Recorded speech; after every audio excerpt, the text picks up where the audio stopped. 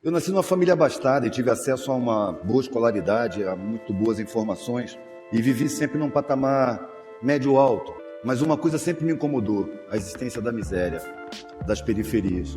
Quando eu era menino ainda, 6 anos de idade, minha mãe fez uma promessa e conseguiu a tal da graça e me levou para uma favela para distribuir pães. Era o cumprimento da promessa dela. E eu fiquei estarrecido. Eu vi crianças da minha idade vivendo em situações que eu não imaginava. E a partir dali eu comecei a questionar a minha mãe, em primeiro lugar, no caminho de volta para casa. Por que tem pobreza? Por que tem miséria? Por que essas pessoas estão assim? E as respostas não vinham. A resposta era, sempre foi assim, sempre vai ser. Parar com isso. E isso foi me acompanhando. Mas me marcou de tal maneira que sempre que eu podia, eu observava as pessoas mais pobres, os empregados, nos clubes onde eu ia. Eu tentava me aproximar, eu queria entender essas pessoas que pareciam que tinham outro código. E eu conseguia a simpatia deles, mas não era a simpatia deles que me interessava. Eu queria sentir igualdade. Então eles me tratavam muito bem, mas quando eles se tratavam entre si, eu percebia que era diferente. Entre si eles falavam com igualdade, comigo eles eram gentis. E eu fui crescendo, uma angústia danada, sem saber o que fazer, sem saber, nenhuma profissão me interessava. Percebi que no meu meio social, nas crianças e nos primeiros anos da adolescência, aquele assunto era incômodo, ninguém queria falar sobre isso. Quando eu cheguei nos 15 anos, eu estava convencido de que eu tinha alguma coisa errada, porque o que mais me interessava, os assuntos que me interessavam, não interessavam mais ninguém. Eu não conseguia me entrosar em nenhum grupo, eu era repelido. Eu questionava a arrogância da minha classe diante das pessoas mais pobres. E eu era visto como um extraterrestre, um cara estranho, um cara meio maluco. Então eu desisti de tentar me enquadrar, de me enturmar, e comecei a tentar me enquadrar. Fiz um concurso do Banco do Brasil e entrei. Vamos ver como é que se trabalha nesse mundo. Eu tinha 15 anos. Passei 10 meses e saí horrorizado.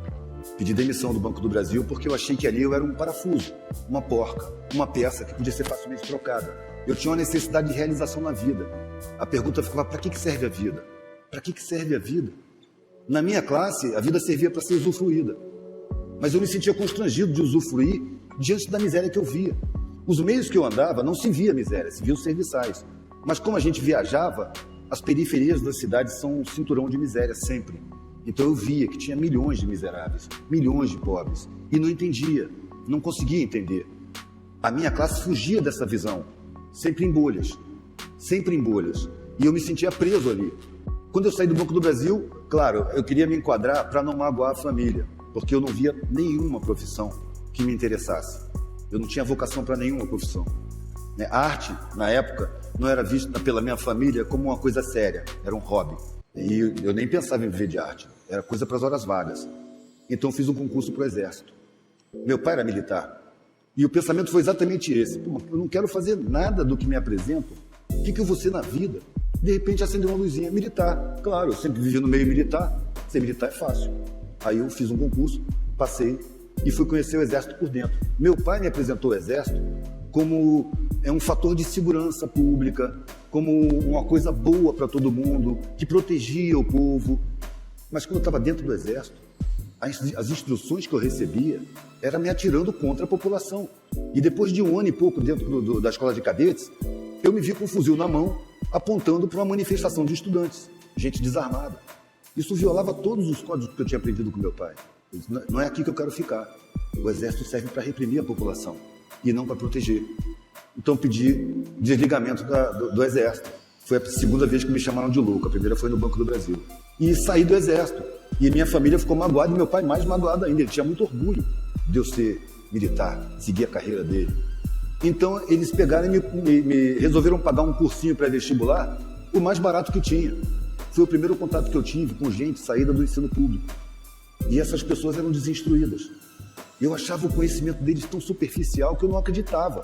Eu falava com meus colegas, vocês foram vagabundos, vocês não estudaram, vocês não sabem nada, vocês só sabem superfície das coisas. E um belo dia um amigo meu me trouxe uma prova do 3º ano do ensino médio, de uma escola pública. Eu achei que era brincadeira. Foi a primeira vez que eu senti que essa classe é sabotada, que a maioria das pessoas é enganada, que aquilo ali não é educação de verdade. A diferença da minha educação era tão brutal que eu já achei que era uma coisa intencional, não estão mantendo o povo ignorante. Com o tempo eu fui confirmando isso, mas na época era só uma intuição. Eu me guiei muito pela intuição disso. porque a razão me dizia que eu estava errado, a razão mandava eu me garantir. As pessoas me falavam, você tem que se garantir, você tem que se garantir. E eu percebi que o que eu estava garantindo era uma angústia eterna. Aí fiz vestibular.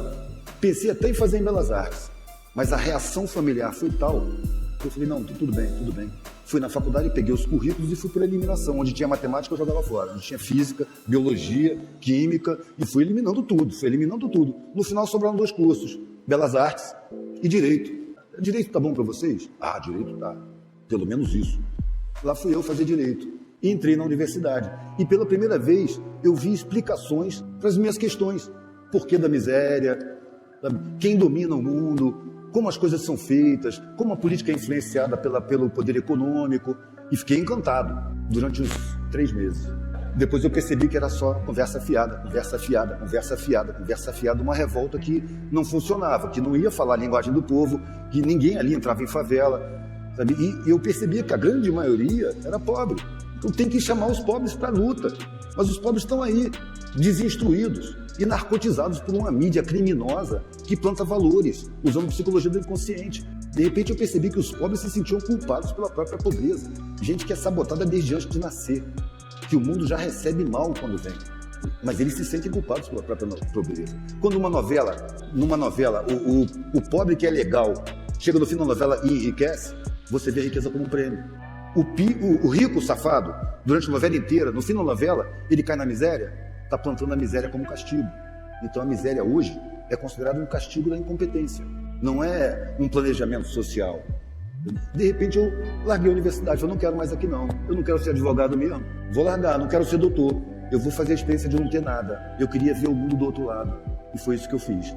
Quando eu cheguei em casa, com meus documentos de desligamento da universidade primeiro, eu peguei os documentos e entreguei para o meu pai como se fosse o pagamento de uma dívida.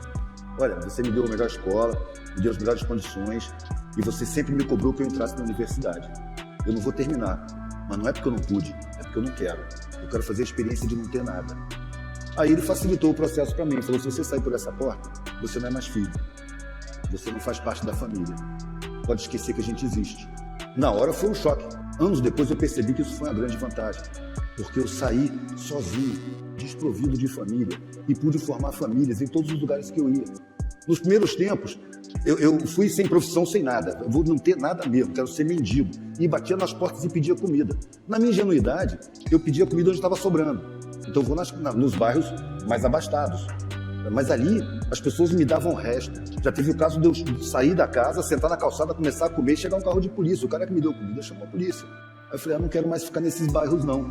E comecei a ir mais para as periferias, nas favelas, nos puteiros, em posto, beira de estrada, porque eu não ficava numa cidade só, eu andava de carona. E sempre conversando.